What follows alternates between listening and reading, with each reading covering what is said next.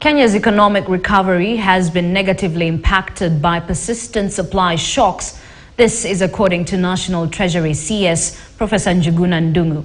Now, according to the CS, drought conditions experienced over the last 3 years have rolled back gains made over the last 20 years, with the government now focusing on stabilizing the economy. CS Ndung'u was speaking during the Diamond Trust Bank Economic Forum, which projects that the Kenya's GDP will grow by between 5 and 5.5% for 2023. Jimmy Mbogo reports. We should all be encouraged by the green shoots sprouting in our midst. Agriculture will deliver a strong performance this year, thanks to the good weather. Tourism is also recovering strongly with a return to full global mobility, and ICT-related investments continue to rise. Furthermore, despite the levels of inflation today, our demographics continue to pay some dividends by sustaining some fair level of demand.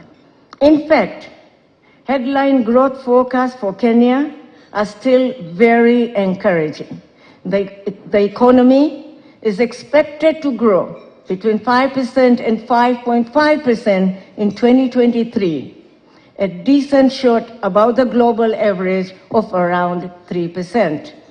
And when you have persistent shocks, especially surprise shocks, negative surprise shocks that are persistent, they create some permanent effect. A good example is if you look at the drought that has ravaged us. Our estimation was that it has reversed all the government's effort for the last 20 years in terms of reducing poverty, fighting inequality, and even created a new dimension of civil conflict because of fighting for natural resources, water.